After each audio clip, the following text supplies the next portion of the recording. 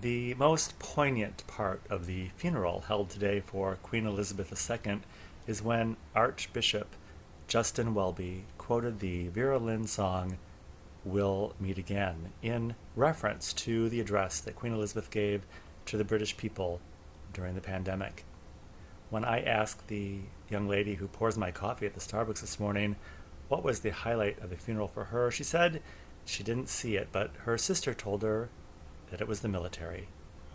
The military's presence was a reminder to us of the difference between a regimented life and a casual life. Welcome to Illinois Bridging Awareness. I'm Stanley Smith. At Illinois Bridging Awareness, we believe that God intends all good things for us and that we will accomplish all good things and that we can see that all good things are being accomplished. If it sometimes seems like we're in a dark place or the world is a dark place, perhaps that's because we're intended to be the light for each other and to bring light into the world. Last week on our Saturday call, we had guest Jim Downs from the Positive Qualities Company, and he shared with us his special chart on positive qualities, starting with love and emanating with truth, beauty, and goodness. And Jim shared with us the idea that we do, in fact, live in a benevolent universe. Jim is something of a wordsmith, and words are important, and he encouraged us to all create our own chart with the most important word for us in the center, and then radiating out the qualities and words that we think that resonate and hang with that worldview of ourselves and how it relates to the world around us. Jim also shared a very interesting concept, the idea that, reminder actually, that God is infinite. And how does God expand on the infinite? He expanded on the infinite by creating us finite with free will. And that was a very interesting and thought-provoking concept, the idea that we're in a unique position to magnify God's infinity in our lives and in the life of the world. In the second hour, we had Ania Gramone, who continued to talk about the cycle of stress, and she shared the idea that we have a finite consciousness, small circle within our larger context of our unconsciousness, and she explained to us that our brain is not our mind. Ania also explained to us that we have more of our primordial mind in the back of our head of our spinal column, and she recommended an exercise of clasping your hands and putting them behind your head along your vagus nerve to help alleviate pressure and stress on this lower region of our brain where we hold our fight and flight mechanism, which is triggered by fear, anxiety, and trauma. Ania explained to us we really can't hear others, and others can't hear us when we're locked in this small sphere of our consciousness within the larger whole.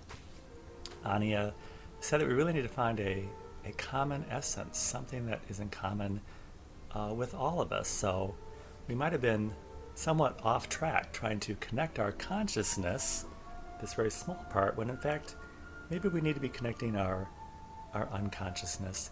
Ania explained that in our small brain, our small consciousness, we have the tribal instincts of wanting to belong and being included, and we have a fear of being rejected and discounted from others, and that when we are in a certain circle of people, we tend to pick up the mind meld, the attitudes and beliefs and feelings of others to our benefit or to our detriment, depending on the circle of company we keep. Jim certainly emphasized the idea of the positive and gravitating toward the positive so we can navigate in that direction. At Queen Elizabeth's funeral, the many important lessons and takeaways, and in general, the funeral was a little dry, but it was a testament to somebody who lived their life. Commentators explain that Queen Elizabeth was somebody who was really in her skin. She knew who she was, and she knew how she was navigating through life.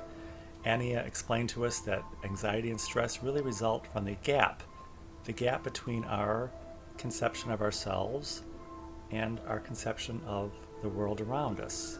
When it's out of balance and disunity is created, anxiety and stress can result. And this again locks us in this continual cycle of stress and anxiety where we're not able to expand and magnify God's infinite being.